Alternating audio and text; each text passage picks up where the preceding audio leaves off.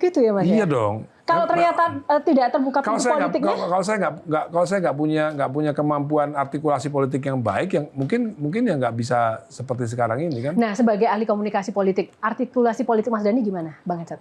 Ya itu memang nggak kelihatan ya, walaupun di lagu-lagunya sebetulnya memang arah-arahnya tuh perjuangan politik. Cintanya itu cinta ke politik. Tapi kalau kita memahami Ahmad Dhani memang kecintaannya aja Soekarno, kemudian Prabowo gitu ya. Lihat aja sekeliling ini kan raja-raja semua, raja-raja ini kan politik semua. Jadi memang sebetulnya kalau dia mengatakan dia menyukai politik ya itu udah benar, udah tepat. Politik kan dunia yang kadang itu penuh dengan ketidakpercayaan. Nah, justru orang yang sudah menjadi dewa masuk ke politik itu justru menjadi bukan dewa lagi Mas Dhani, nggak takut pamornya turun, citranya kemudian berubah gitu. Ya kalau politik itu kan jabatan 5 tahunan ya. Kalau jabatan saya sebagai Ahmad Dhani kan selamanya. Ngerti nggak maksudnya? Jadi saya nggak perlu maintain lagi jabatan saya gitu loh. Dulu pejabat yang masih aktif di bisnis, setauku itu Deddy Miswar. Ya. Iklannya masih jalan. Itu pun ada yang ngeritik karena definisinya pejabat tidak boleh memperkaya diri dan orang lain. Saya bukan pejabat loh. Ntar dulu. Tapi terus sekarang kok banyak kayak Raffi tetap dengan bisnisnya. Deddy Corbuzier tetap dengan podcast itu kan mendatangkan duit. Nah kalau DPR boleh bernyanyi itu kan makanya itu kalau saya kan tadi memperkaya di luar urusan memperkaya orang lain kan ketika Dhani nyanyi ada yang banyak yang diperkaya di luar urusan dewan.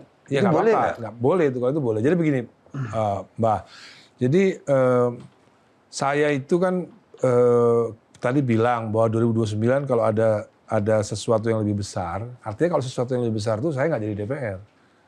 Ya kan, bukan DPR. Karena kalau DPR itu kerjanya itu di pagi hari, siang, dan sore. Gitu. Jadi kalau di DPR itu rapat paripurna jam 9.30, selesai jam 11, jam 4 sore saya masih bisa manggung. Kalau di Jakarta ya. Atau kalau di Bali ya mungkin langsung naik pesawat ke Bali. Apalagi di Jakarta, masih main malam masih bisa manggung. Tapi kalau udah jadi di luar itu, kayak misalnya jadi Deddy Miswar misalnya, dia wagub waktu itu ya. Iya wagub. Itu agak sulit, pasti kalau sekarang pasti dicemooh orang. Karena apa? Karena wagub itu nggak bisa sembarangan, dia harus bersama rakyat terus, posisinya kerjaannya tuh lebih dari 9 to 5. Kalau DPR tuh kerjaannya nggak 9 to 5. Secara teknis, tapi secara beban moral bukankah Dewan Perwakilan Rakyat itu harusnya memang sama rakyat terus ya Mas? Jadi bukan cuma soal jadwalnya, kan orang bisa aja nanggap Dhani, nanggap Dewa bukan karena pure lagu-lagunya yang bagus masih bernafas, tapi karena ada kepentingan interestnya gitu loh. Tapi sulit juga tuh dijawab karena apa? Karena Dewa 19 sebelum aku masuk jadi anggota DPR, Dewa 19 jobnya udah serem banget. Gitu loh. Udah banyak. Kecuali sebelum Dewa 19, sebelum jadi anggota Dewan, jobnya Dewa 19 sedikit. Ketika jadi anggota Dewan, jobnya banyak lah. Itu patut dipertanyakan. Ini cocok nih pertanyaan saya. Gimana sih hubungan Mas Dhani dengan Jokowi dan Ahok sebetulnya? Kan itu ada kaitan sama job kan? Ada kaitannya itu sama jobs Dewa. Waktu Pak Jokowi berkuasa, berkurang kan jobsnya? BUMN, enggak nih. Ini sekarang tanya nih, gimana tuh hubungan seorang Ahmad Dhani dengan Jokowi dan Ahok? Atau gini lah, bukan hubungan lah ya. Persepsi Ahmad Dhani terhadap Jokowi dan Ahok. Gitu. Sebenarnya kan waktu itu kan Partai Gerindra kan oposisi. Ketika Partai Gerindra masuk ke dalam pemerintahan, ya sebenarnya udah selesai semua urusannya. Oh ya dulu-dulu? Yang dulu-dulu ya udah lupakan semua. Oke. Jadi hubungan dengan Jokowi dan Ahok gimana? Gak ada masalah. Udah oke. Baik-baik aja. Iya lah kan Prabowo-nya udah hidup Jokowi. Oh iya. Nah, tapi pertanyaan selanjutnya adalah ketika jadi anggota Dewan ini jobnya lebih sepi atau lebih banyak sekarang? Sekarang ya mungkin sama aja sih sekarang. Kita belum bikin survei ya kan dari Oktober dilantik sampai sekarang itu masih belum setahun kan. Sedangkan tadi kan udah lihat tuh tadi foto-foto tadi saya. Udah bikin, saya belum bikin proyeksi setelah dilantik sama sebelum dilantik itu jobnya banyak mana belum bikin data. Nggak, tapi saya rasa yang mencegah Dewa 19 atau Ahmad Dhani menjelajahi dunia musik lebih luas lagi waktu itu ya hambatan politik. Itu ada benernya. Oh bener kan? Itu ada benernya. ada benernya. Diekspor Jadi dong. dua periode itu Nggak itu mau sepi job ya diekspor. Mas? Nomor satu Once Waktu keluar. jadi oposisi. Jadi ada faktor, banyak faktor. Nomor 1 Once keluar dari Dewa tahun 2010. Oke, Lalu 2014 Pak Jokowi. Pak Jokowi berkuasa. Ya 2010 ke 2014 saya memang udah Dewa ya, udah sepi Dewanya ya, bukan Triat ya. Begitu Pak Jokowi berkuasa, saya tetap oposisi, ya otomatis nggak ada yang ngundang. Otomatis nggak ada yang ngundang, ada yang ngejob. Kalau dilihat juga satu lagi, Mas Dhani ini kan ada Dewa 19, Dewa, ada Triat, ada apapun banyak sekali ya. Tapi selalu ada Dhani di situ.